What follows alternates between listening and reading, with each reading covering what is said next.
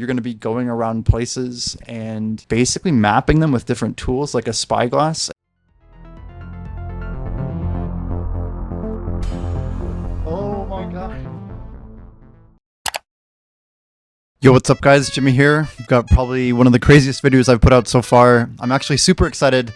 I woke up today and got the news that the Sailing Alpha is going to be live at 7 a.m. Eastern on the 20th, which is this Thursday. Now, the Sailing Alpha in old school RuneScape has probably been one of the most anticipated, controversial, and exciting pieces of content that's been offered up in the entire world of RuneScape for probably, you know, like 17, 18 years since like maybe Hunter's release back in like 06. There hasn't been a ton of real hype after, honestly, I guess it was around the time that old school released, maybe when like Leagues or Deadman, you had like occasional little blips here and there, but this one is wild because I think so many people, even like from all over, like people who used to play RuneScape who haven't really played old school, you have this massive influx of people all coming to play the same game that many of them either played as kids or like they're showing to their families, whatever it is, right? And there are clearly going to be a lot of people playing this at release. So we've already committed quite a bit to a race, but I wanted to go ahead and summarize everything that I know about sailing because as of today, there's a lot of information out. I think most of what came out of this interview is either brand new or it's not been really discussed outside of this podcast that just went down.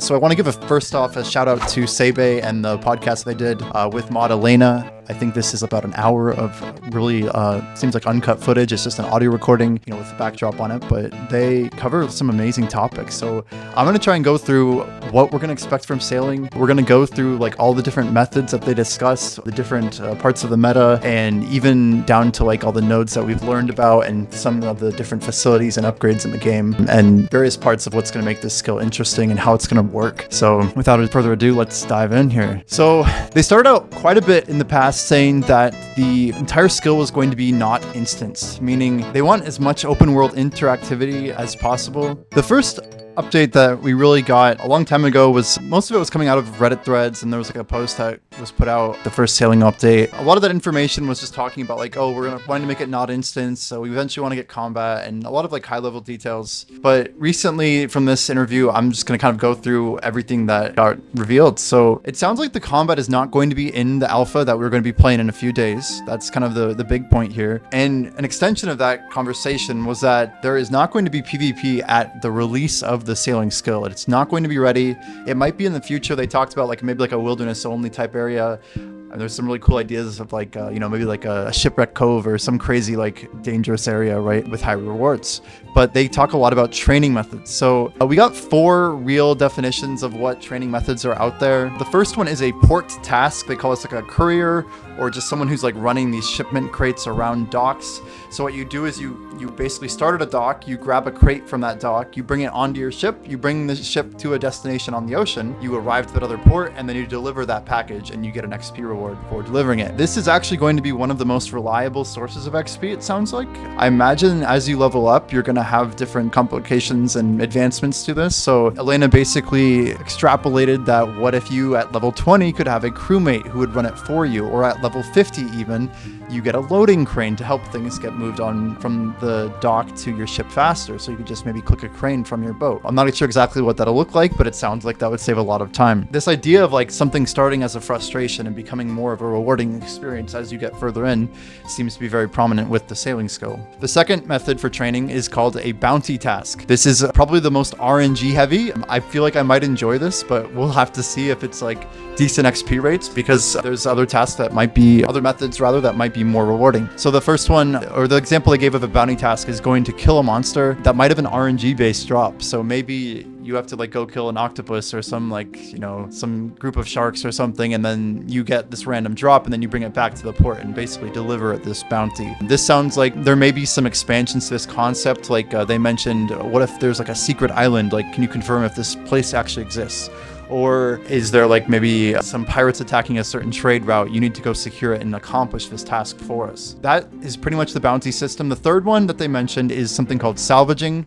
It does seem kind of more like the shooting star AFK method, but it's also like the group activity similar to wood cutting. This is, I think, where a lot of the gathering component comes from, because we think of bounties and these tasks, right? These sound like more like Slayer or even like the new Hunter rumors, but salvaging is more like going to a node that other people can access and all training that together. That one's pretty cool. So that's the third type. And then the fourth one is probably the most competitively interesting. This is called a Barracuda trial. She gave a lot of backstory around the Barracudas. These are apparently like, these thrill seekers who go out and chase dangerous stuff. So they're like, going into like the parts of the ocean that are dangerous. So that she mentioned like Temperos has this giant storm and nobody wants to sail through it, but maybe the Barracudas want to do it faster because they get more enjoyment out of it and they take the more dangerous route just to kind of pursue like the most passionate form of sailing, if you will. So Barracuda time trials, it's going to be like a very, very challenging thing. The movement of the ship, we haven't really got into that yet, but the movement is basically described as being perpetual and direction based, meaning that you're going to click not to move, but you're going to click to aim. And your ship will perpetually continue in the movement that it's already going, but you're going to be able to click an area to change the direction that the ship is facing. And it sounds like even once you've got a lot of experience, it's going to be quite difficult to really like plan your exact pathing. And there's going to be courses that you have to complete in perhaps a different amount of time. There's 4 ranks that we know of that kind of got confirmed. We have this unranked version, and then Swordfish, Shark, and Marlin. Marlin is going to be completing something like 3 laps in 5 minutes, where Swordfish, the earlier rank, might be as soon as you, for the first time, are able to do 1 lap in under 3 minutes. So we don't have an exact time frame, but she did give a few examples. Now, we know there's going to be a couple different boat types. It sounds like at level 1, you have a raft, presumably, and then a small boat you unlock at level 10 sailing. They've played around with larger sizes. They mentioned even as large as a 6x15 and 3x5. So some different model types are potentially out there. I do want to give a shout out. This isn't one of the main 4 training methods that we just described, but there was mention of something called charting. Now, charting is a method that people can use to essentially collection log the ocean, where you're going to be going around places and basically mapping them with different tools like a spyglass. And this will help you get an understanding of like the ocean and the environment and gathering what's out there and hopefully putting it on paper. And I think you're going to get XP for this. So I'm not sure if that's like a kind of like a side thing that you're doing as you're doing other types of sailing training. And now I will also add that on the ocean, you're also getting XP for combat, which will not be in the alpha,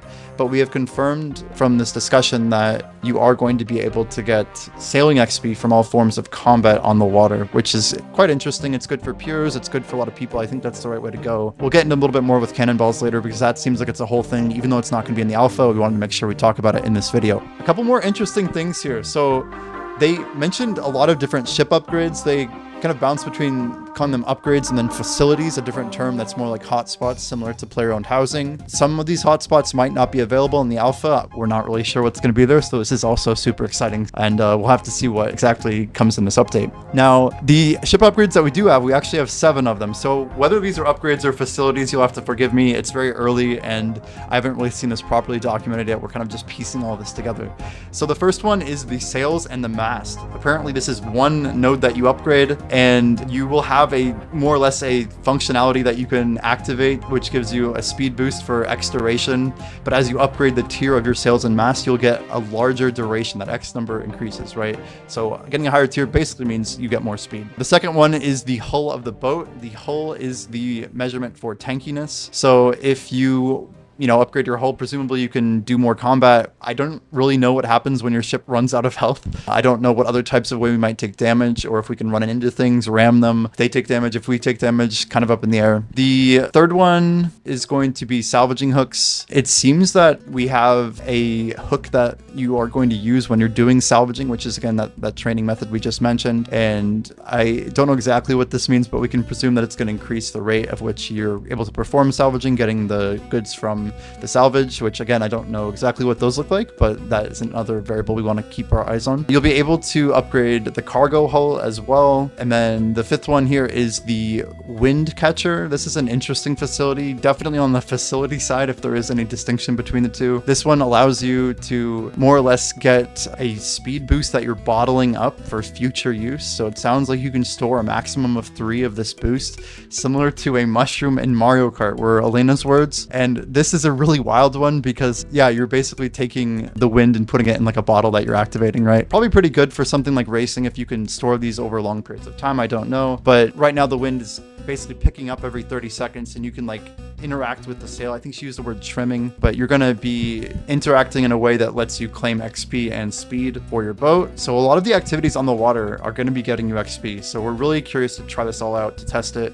It should be a fun time. The sixth one that was mentioned is the cannon tier. So she was pretty blunt about this. They want to make cannons go all the way from bronze, iron, steel, all the way up to dragon. And finally, the cannonball tier. So it seems that we're going to be actually making new cannonballs. I think a lot of people are going to be stocking up on bars. I'm not sure if this is like one of the first confirmations of this, but it seems very, very, very likely that you are going to be able to smith up to rune cannonballs. There was even the mention that old steel cannonballs are very likely to become steel cannonballs. So this plays in very interestingly in the long run, because that means there is a huge element of prep that could be done. So you might have heard it here first, you might have already heard it, but anyone who's looking to race, particularly Ironman, this might be something that you could stock up on if combat is indeed correlated with the XP you get from sailing. It's 17th and you got some time, so I would maybe consider getting on that. So that's going to summarize all the upgrades and the facilities that we have so far. We'll continue on here. There was some talk about Ironman and what they can do. The quick gist is that Ironman are going to be able to get on anybody's boats, but there's going to be a lot of restrictions right now, at least, around what they can do.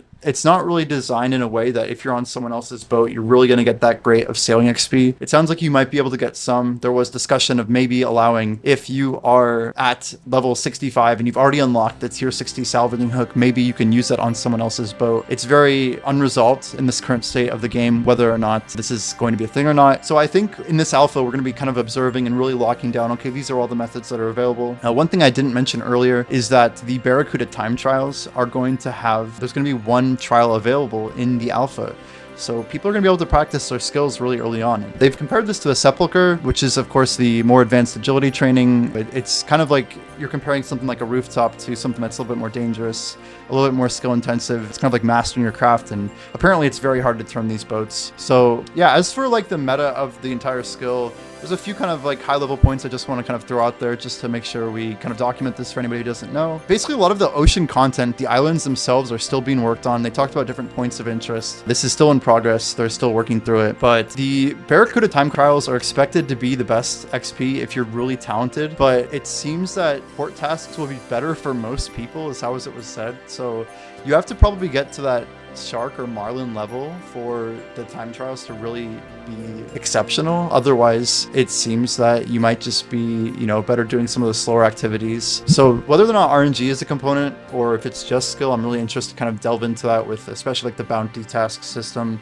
If there's ways to do these things at once, or if you can get a bounty that brings you close to where you have to do the time trials. Very interesting. I'm not sure how this will all play out. We know that it sounds like the XP is going to be fairly slow. The first estimate was around 100,000 XP an hour at level 99, which would be pretty low down there. Depending on the skill you're looking at, it's definitely not in like the top half, especially with all like the new mini games that we've gotten. But then it was kind of redacted later saying, oh, this might be slower than it actually is. So first impression is that it seems like it might be slower right now. It might be changing in the future. As for all of the combat, it sounds like we're going to be having this crew member system that also is not going to be in the alpha. But this crew system is going to let us assign different crewmates to kind of take care of different tasks. Like maybe they can do things like assist in a port task, or when you're navigating the boat, maybe we can actually command them to grab the wheel, and, you know, as we're manning a cannon on the side, you have to basically engage the cannon and then click the monster. But if the monster swims to the other side of the boat, you may need to turn the boat to stay on that side. So you may be able to use a crew person for this. It sounds like that's also slightly up in the air, but that is something to be aware of. And they talked a little bit about like the idea of like some of the justice components, like if you want to be an outlaw or a pirate. They said something's in the works. We don't know all the details on that. But yeah, that's going to sum up the video, guys. It's a lot of different things to take in. I'm going to be streaming this Wednesday morning as soon as it goes live. We're going to be racing sailing when it comes out on our hardcore. If our hardcore dies before then, we'll probably just make another one and train it all the same. Or we'll end up racing it on an Ironman, depending on like when it happens. But I'm super excited to even just be doing this. But yeah, again, shoutouts to Salt Bay, to Madalena, for the Jagex team that's been putting a lot of work into this, because it seems like there's a lot of passion and love in it, and you can tell that a lot of this is being designed with, you know, veterans, new players, everyone in mind. So I'm excited to see it. And let me know if you guys caught something that I missed, or if there's something you're excited about that maybe I didn't cover like I should have. But that's going to do it, guys. Have a great rest of your day and hope to see you on Thursday.